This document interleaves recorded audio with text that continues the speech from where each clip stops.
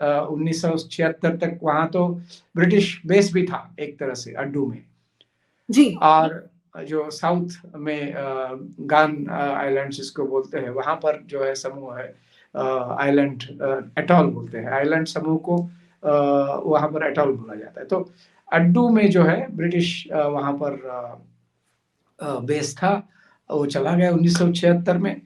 उसके बाद भारत हर तरह की सहायता करते आए, और आज भी जब हम कहते हैं कि वहां पर भारत का बेस है, मुझे नहीं लगता कि उसको बेस कहना ठीक रहेगा। मालदीव्स के निवेदन से भारत के कुछ लोग जो है वहां पर उनकी तकनीकी सहायता के लिए उपस्थित है। इसको हम ट्रेडिशनल सेंस में बेस कहते हैं, वो भारत का उस तरह का बेस वहां पर नहीं है। और ये भी कई लोगों को समझ में नहीं आता है। वहां पर अगर हमने काफी हमारे नेवल शिप्स जाते हैं कॉल ऑन करने के लिए, वहां पर हमारे कोस्टल गार्ड्स जो है वो सेवा देते हैं उस देश में। तो इस तरह से उनकी टेक्निकल जो सपोर्ट है मालदीव्स में बहुत स्थानीय रूप से अवेलेबल उपलब्ध नहीं है, इसलिए जो भी टेक्निकल सपोर्ट है वो जाता है। रही आईसिस की या आप जिसको चरमपंथी बात कर रही है, वो वहाँ एक सेक्शन रहा है, हमेशा रहा है, आज ही नहीं। क्योंकि आपने थोड़ा इतिहास बताया, बुद्धिज्म वहाँ एक समय था, वो ओवरनाइट थोड़ी नष्ट हो गया होगा। उसके पीछे भी कुछ पार्श्वभूमि होगी कि जिस तेजी से इस्लाम आया, उस तेजी से इस्लाम आने की कुछ वजह रही होगी वहाँ। तो एक समय था कि बुद्धिज्म पूरे मालदीव्स में था, वो एक ही वहाँ पर धर्म था। और भारत के जो है विशेषकर केरला के कोस्टल एरिया से वहाँ पर हमेशा राजा महाराजाओं का संघर्ष रहा है वहाँ पर। वहाँ पर उन्होंने कुछ समय तक अपना अधिकार भी जमाया है। और 20वीं सदी और 21वीं सदी में भारत और मालदीव के संबंध बहुत ही अच्छे रहे हैं। और उसमें मैं समझता हूँ कि एक बड़ी बात जो हुई 1988 को, जो वहाँ पर एक श्रीलंकन मर्सिनरीज ने थोड़ा सा एक इंसर्जेंसी करके सत्ता को हाथ में लेने की कोशिश की। उस समय मालदीव ने सभी बड़े देशों को पुकारा था, लेकिन भारत ने सबसे बड़ी कुछ घंटों में वहां सहायता पहुंचा दी। और प्रेसिडेंट मामून गयूम जो है वो कहीं छुपे हुए थे डर के मारे। ना सिर्फ हमने इंसर्जेंट्स को पकड़ने में उनकी मदद की, लेकिन उनको पूरी तरह से उनकी जो उनकी सत्ता पे उनकी पुनर्स्थापना करने में भारत ने योगदान दिया। और उस शांति की तरह से हमने अपने जो भी लोग वहां भेजे थे उस समय, वो सब वापस भारत में आ गए। फिर उसके बाद चाहे वो जल का संकट हो, चाहे उनको फ्यूल की इमरजेंसी फ्यूल की जरूरत हो, कोई भी सहायता, सुरक्षा, हमारा जो सहयोग है वो अपने आप में बहुत अच्छा है। उसके अलावा स्ट्रेटेजिक हमारी चर्चाएं होती है, मालदीव्स, भारत और श्रीलंका का भी सहयोग की व्यवस्था की गई है।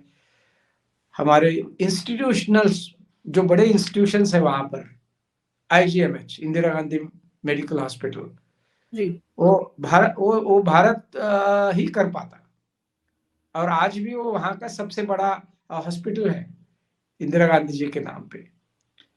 तो चाहे वो हमारी केटरिंग और हॉस्पिटैलिटी इंस्टीट्यूट है वहां पर, उनकी मिलिट्री और पुलिस एकेडमी बनाने में हमने सहयोग दिया है। टेक्निकल सपोर्ट बड़े पैमाने पे हमारे जो आईटेक का प्रोग्राम है, Indian technical assistance programme partnership, development partnership, उसके अंदर बहुत सहायता हो रही है। सैकड़ों स्कॉलर्स वहां से यहाँ आए हुए हैं। उनके जो फोर्सेस के अधिकारी है वो ज्यादातर भारत में प्रशिक्षित हो गए हैं। सो और सबसे महत्वपूर्ण बात, उनकी जो जरूरती चीजें हैं, चाहे वो प्याज हो, चाहे वो आटा हो, चाहे वो आलू हो, आज भी आम आदमी के लिए, चाहे वो चीनी हो, आज भी वो आम आदमी के लिए भारत से ही जाता है। इसके अलावा वहां से बड़ी संख्या में मालदीवियन लोग अपने बच्चों को स्कूल में दाखिल करते हैं भारत में। त्रिवेंद्रम के साथ साथ चेन्नई और बेंगलोर जो है वो मालदीवियन लोगों के बड़े ही मैं समझता हूँ लोकप्रिय डेस्टिनेशन है शिक्षा के लिए, अपने बच्चों को शिक्षा के लिए। तो पूरे परिवार आके यहाँ रहते हैं और अपने बच्चों को शिक्षा देते हैं। और last but not the list, स्वास्थ्य हेल्थ ट्रीटमेंट के लिए बहुत बड़े पैमाने पे मालदीवियंस लोग भारत आते हैं। ये कौन लोग आते हैं? जो really middle class, lower middle class के लोग आते हैं, क्योंकि जिनके पास बहुत पैसा है वो मलेशिया, सिंगापुर या यूके चले जाते हैं। तो कहने का मतलब यह है कि such a multi-dimensional and complex relationship, strong at the base, जो उभर आई है पिछले 4-5 दशकों में। और मैं समझता हूँ कि बहुत महत्वपूर्ण है हमारे लिए, सामरिक पहलू से भी और बायलैटरल संबंधों में भी। ये मालदीव के साथ जो रिश्ता है बहुत मायने रखता है। जी, मालदीव्स के साथ रिश्ता बहुत मायने रखता है, क्योंकि हम ज्योग्राफी नहीं, हिस्ट्री से भी मालदीव्स भारत से बंधा हुआ है। साथ ही जैसे हम डिस्टेंस की बात करते हैं ज्योग्राफिकली, 70 नॉटिकल माइल्स कुछ नहीं होता। कहा जाता है कि लगभग 100 किलोमीटर की दूरी पर है भारत के जो लक्षद्वीप आइलैंड्स हैं उनसे। साथ ही जिस तरह आपने बताया कि वो वहाँ के स्टूडेंट्स यहाँ पढ़ने आते हैं, क्योंकि हमारे यहाँ शिक्षा की क्वालिटी बेहतर है वहाँ से, तो शायद इसलिए यहाँ आते हैं। और हेल्थ टूरिज्म के लिए, हम स्वास्थ्य सेवाएं लेने यहाँ आते हैं मालदीव्स के लोग। साथ ही मैं आपसे समझना चाहूंगी, जो वहाँ का आइडियोलॉजी बदली, वहाँ की जो वहाँ कट्टरपंथ आया, हम चाहे राजधानी की भी बात करें, मॉली की भी हम जब बात करते हैं मालदीव्स की राजधानी की भी, तो क्या वहाँ ऐसा क्या हुआ कि क्या वहाँ पर इकोनॉमिक प्रॉब्लम्स एग्जिस्ट करती हैं? क्या वहाँ ड्रग एडिक्शन जो है लोगों में वो एग्जिस्ट करता है? क्या वजह रही कि वहाँ पर जो टेररिस्ट ऑर्गेनाइजेशंस हैं उनके प्रति सपोर्ट बढ़ा या रुझान बढ़ा? वहाँ के युवाओं का वो सबसे ज्यादा बड़ी संख्या में, जनसंख्या के हिसाब से आइसिस ज्वाइन करने लगे, कट्टरपंथ का साथ देने लगे, चरमपंथ का साथ देने लगे वहाँ के लोग। टेररिज्म शब्द अब जुड़ने लगा है मालदीव्स के साथ। यूएस ने, कनाडा ने कई बार इस तरह की एडवाइजरी जारी की अपने जो भी नागरिक हैं उनको लेके कि जब वो मालदीव्स जाएं तो वो उसको ध्यान में रखें कि वो ऐसे कहीं भीड़ भाड़ के इलाके में न जाएं, वहीं कहीं रैली निकल रही है बड़ी संख्या में तो बचे जाने से, पब्लिकली खुद को डिस्प्ले ना करें अमेरिकन नागरिक वहां जाके। तो बहुत कॉशन बरतने को कहा गया। क्या जो अमेरिका है या वेस्टर्न वर्ल्ड है वो समझ रहा है कि किस तरह के थ्रेट्स हैं मालदीव्स जाने को लेकर? क्या प्रश्न में समझा नहीं आपका? मैं आपसे समझना चाह रही हूँ कि जो मालदीव्स है वहां पर जो युवा है वो क्यों इतने टेरर ग्रुप्स को सपोर्ट कर रहे हैं या आइसिस ज्वाइन कर रहे हैं, उसकी संख्या इतनी क्यों बढ़ी? दो बातें हैं। एक तो मैंने जैसे कहा, वहाँ एक प्रोग्रेसिव जो है लोगों का समूह है जो डेमोक्रेसी, लिबरल डेमोक्रेसी में उनकी विश्वास। परसेंटेज कितनी है? मैं समझता हूँ कि उनकी परसेंटेज काफी है। मतलब अगर परसेंटेज में बोलना है 65, 35 बोलूंगा। 35 जो है वो 35% जो लोग हैं वो कंजर्वेटिव है, और 65 में कहूँगा। क्योंकि मालदीव में देखिए आप, साक्षरता का प्रमाण करीबन 100% है। आप अगर किसी भी शासकीय प्रशासकीय कार्यालय में वहां चले जाएंगे तो आपको लगेगा कि महिलाएं बड़ी संख्या में दिखेगी आपको। हाँ। चाहे वो कॉर्पोरेट ऑफिस हो, चाहे वो सरकारी कार्यालय हो। दूसरी बात, तीसरी बात यह है कि जो रिजॉर्ट इकोनॉमी, पर्यटन इकोनॉमी वहां पर तैयार हो गई है, उसकी वजह से मालदीव्स जो है विदेश के संपर्क में आया है। आज सैकड़ों मालदीव ऐसे हैं, सैकड़ों तो मैं। जी, तो हमारी चर्चा चल रही है मालदीव्स पर। जी। हजारों मालदीवेंस ऐसे हैं जिन्होंने विदेशों में अपने घर ले लिए हैं, चाहे वो सिंगापुर हो, चाहे मलेशिया हो। तो एक प्रॉस्पेरिटी भी आई है और उसके साथ साथ एक्सपोजर भी आया हुआ है। मतलब आप नशीद से लेके प्रेसिडेंट मुइज़ तक देखेंगे, सबकी शिक्षा जो है विदेश में हुई है। और जी। वो ज़्यादातर पश्चिमी देशों में हुई है। तो एक काफ़ी खासा वर्ग ऐसा है जो विश्वास करता है लिबरल डेमोक्रेसी में। लेकिन 35-40% प्रतिशत जो लोग ऐसे हैं कि जो इस्लाम को प्राइमेसी देते हैं अपनी लाइफ में। और उस 35-40% के लोगों में एक स्ट्रीम जो है वो एक्सट्रीम इस्लाम में भी विश्वास रखता है। अब इसमें क्या हो गया है कि बड़े पैमाने पे विदेशों से यहाँ मुल्ला मौलवी लोग आते हैं और वो यहाँ पर प्रीच करते हैं। हमारे जो मलेशिया में भी गए हैं भारत से, जिनको भारत ने एक तरह से निष्कासित कर दिया है, और जो हमारे इस पे है, मैं नाम भूल गया उनका, जो पहले इस्लाम का प्रचार प्रसार करते थे, वो भी एक बार मालदीव आए हैं। तो इसमें हुआ ये है कि उनको एक अपील लगता है इस एक्सट्रीम फिलोसॉफी का कि इस्लाम इज ओनली रिलीजन, और जहाँ जहाँ पर वो खतरे में है वहाँ हमको जाना चाहिए। एक स्पिरिट है, और कई बार ये स्पिरिट जो है राजनेता राजनीतिक क्षेत्र में जो काम कर रहे हैं उनके मुंह से भी वक्तव्य के रूप में स्थानीय भाषा में, दिवेही भाषा में वो आ जाता है। हमने कई बार देखा है उनको इस तरह से बोलते समय कि भारत को कई लोग वहाँ के जो है हिंदू डोमिनेटेड और हिंदू मेजॉरिटी कंट्री के रूप में ही देखते हैं। तो व्हेन इस तरह का नैरेटिव बिल्ड होता है तो हर चीज जो है व्यक्ति इनसाइडर आउटसाइडर, हमारे लोग बाहर के लोग, इस तरह से देखने लगता है। तो वो एक स्ट्रीम है। लेकिन मैं समझता हूँ कि चाहे पर कैपिटा या पर lack so many terrorists or so many extremists, एक सांख्यिकी स्टैटिस्टिकल जगलरी है, मैं समझता हूँ। अगर देखा समाज में इतने बड़ी संख्या में एक्सट्रीमिज्म है, ये मानने के लिए मैं तैयार नहीं हूँ आज भी। मतलब ये ऐसी बात है जिसको नियंत्रित किया जा सकता है, और आज के दिन में वो नियंत्रण में है। लेकिन यही है कि उसको रोकने के लिए कोई ठोस कदम नहीं उठाए जा रहे, क्योंकि कोई ठोस कदम नहीं उठाए जा रहे। जो जिस तरह का कट्टरपंथ जिसे आप कहें, जो वहाँ जड़ें मजबूत कर रहा है, कि सऊदी से भी रिलीजियस ग्रुप्स हैं। क्योंकि देखिए डाइवर्सिटी ही लोकतंत्र को सक्षम बनाती है। आपने डाइवर्सिटी को माना ही नहीं, दूसरे धर्मों को उतना उस तरह का सम्मान आप नहीं देते हो जो आप अपने धर्म को देना चाहते हो, तो एक तरह से एक बैरियर आपने बना लिया खुद में और जो अन्य धर्मों के लोग हैं उसमें। तो ये ड्युअलिटी जो है वो उनको, उनके लिए दीर्घकालीन परेशानी भी हो सकती है, और लेकिन वो मालदीव के एक तरह से आइडेंटिटी का हिस्सा भी बन चुकी है। इसके लिए बहुत बहुत सतर्कता से और बहुत जागृति पैदा करने के लिए बहुत बड़े अभियान की जरूरत है, क्योंकि धीरे धीरे क्यों ना हो, इंक्रीमेंटल ये होकर बात बढ़ने वाली है, कम होने वाली नहीं है। क्योंकि आज भी वहां पर जो प्रेसिडेंट मुइज़्ज़ू की सरकार है, वो भी कंजर्वेटिव एलिमेंट के रूप में ही देखी जा सकती है।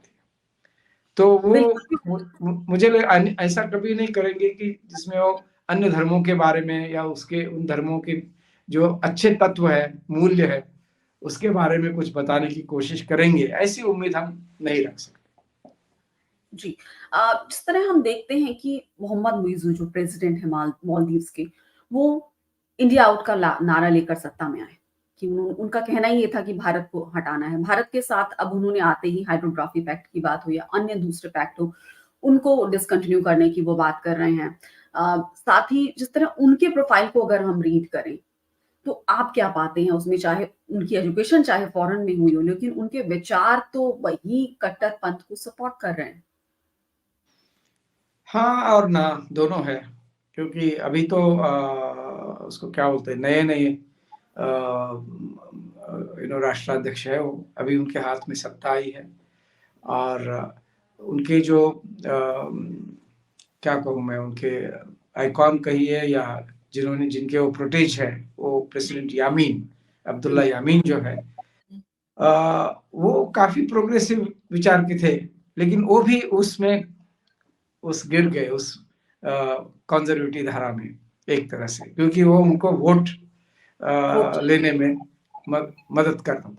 जो उनके ये जो मुइज जो है, ये एक तरह से रिप्लेसमेंट है प्रेसिडेंट यामीन की, जो फॉर्मर प्रेसिडेंट थे, और जो जिनको अनेक आरोपों की वजह से वो चुनाव जो है उसमें कॉन्टेस्ट नहीं कर पाए।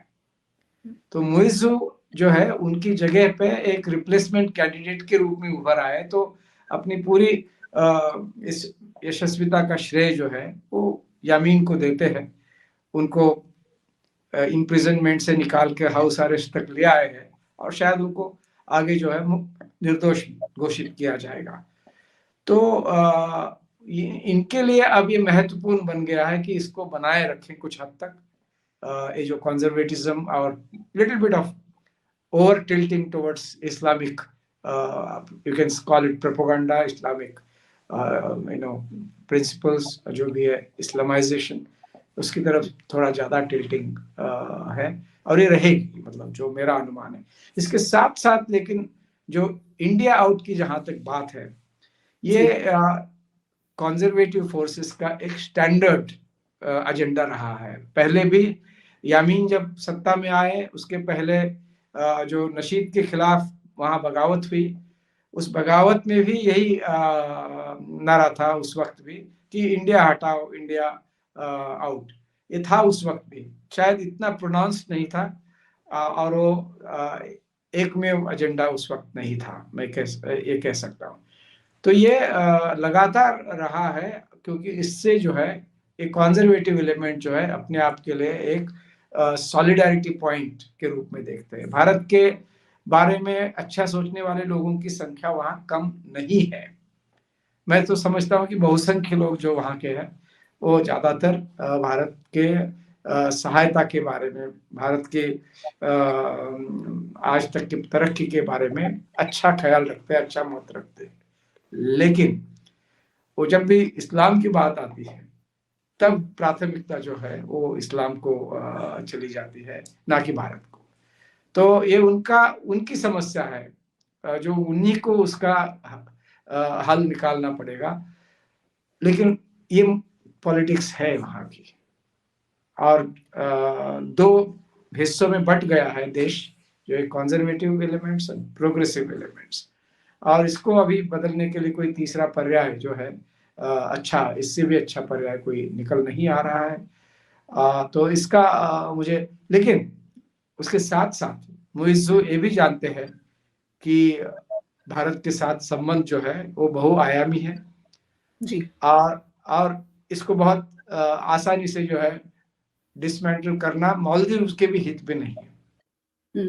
आज आप हिंद महासागर में देखिए, अरबी सागर में देखिए, कई सारी समस्याएं है वहां पर जो मैरीटाइम कमर्शियल ट्रैफिक है, उस पर आज हाउथी रिबेल्स जो है वो अटैक कर रहे हैं, ड्रोन से कर रहे हैं, बोट से कर रहे हैं, कमर्शियल बोट्स के शिप्स के साथ बाकी शिप्स के भी ऊपर वो अटैक कर रहे हैं। वहाँ पायरेसी की समस्या बहुत पुरानी है जी। उसके अलावा नरकोटिक्स हो, चाहे मैरीटाइम अन्य मैरीटाइम इश्यूज हो, उस सब के लिए वहाँ क्या मालदीव सक्षम है? आप सोच रही है, बिल्कुल सक्षम नहीं है। उनके पास ऐसी कोई मशीनरी नहीं है कि उनके खुद का जो देश है 1192 टापू है और 90,000 स्क्वायर किलोमीटर उनका क्षेत्र है। तो क्या मालदीव उसको अपने खुद के सामर्थ्य पे चलाएगा? क्या और कोई आके तीसरी जगह से उनकी मदद कर सकता है? इस स्पेस में घुसने की कोशिश जो है चीन की चल रही है, और इस वक्त जो है कंजर्वेटिव एलिमेंट्स इन मालदीव्स आज के दिन में वो काफी हद तक अलाइन होते जा रहे हैं चीन के साथ। ये बड़ी दुर्भाग्य की बात है। और लेकिन अंत में मैं यही कहूंगा कि अभी भी भारत और मालदीव्स के जो रिश्ते हैं वो बहुआयामी है, काफी मजबूत है, और प्रेसिडेंट यामीन ने उसको काफी कम करने की कोशिश की, लेकिन वो हो नहीं पाया। जी। इतने टापू है, 200 टापू में लोग रहते हैं, वहाँ कौन शिक्षक है जो विदेश से चला जाएगा? वो भारत के शिक्षक ही वहाँ चले जाते हैं। कौन डॉक्टर है वहाँ पर मालदीव्स की स्वास्थ्य की रक्षा करेगा? वो भारतीय डॉक्टर वहाँ पहुँच रहे हैं। तो वहाँ पर मैनेजर्स जो है वो सब ज़्यादातर भारतीय है। चाहे रिसोर्ट ओनर सब भारतीय ना हो, क्योंकि वो काफ़ी अंतर्राष्ट्रीय इन्वेस्टमेंट है उसमें, ग्लोबल इन्वेस्टमेंट आई हुई है। लेकिन बहुत बड़े पैमाने पे उस देश को चलाने वाले लोग जो है वो भारत के ही लोग। जी। तो चाहे वो टीचर हो, चाहे वो डॉक्टर हो, चाहे वो मैनेजर्स हो, इस तरह की बड़ी संख्या में। और वेस्टर्न कंट्रीज में तो सैलरीज वगैरह बहुत अच्छी मिलती है, जी। गल्फ कंट्रीज में भी मिलती है, उस तुलना में मालदीव्स में नहीं मिलती है। उसके बावजूद भी हमारे लोग वहाँ जाते हैं, थोड़ा बहुत उनका भारत से अधिक उनको सैलरी मिलती है इसलिए जाते हैं, और बहुत अच्छे से वहाँ पर जो अच्छे अच्छे लोग हैं उन्होंने भारतीय शिक्षकों से शिक्षा पाई है जी। और भारतीय डॉक्टर पे वो सबसे ज्यादा विश्वास करते हैं। बाकी देशों के भी डॉक्टर्स हैं वहां पर, लेकिन जहां तक ट्रीटमेंट का सवाल है, मालदीवियंस जो है भारत को प्रेफरेंस देते हैं। तो पीपल टू पीपल टाइज जो है वो आप कह रहे हैं कि मजबूत है एक तरह से। बहुत मजबूत, बहुत और मजबूत। जी। और मालदीव्स इंटरडिपेंडेंस है, टोटल इंटरडिपेंडेंस है। मैं तो कहूंगा कि मालदीव्स भारत पे बहुत निर्भर है उस मामले में। हाँ। तो एक तरह से सुरक्षा और सामरिक मामलों में भी भारत पे निर्भर है और रहेगा। और दूसरी तरफ जो है आप देखिए कि लोगों के बीच जो रिश्ते हैं वो भी बहुत मजबूत है, और कमर्शियल इन्वेस्टमेंट भी है भारत की अब वहाँ पर।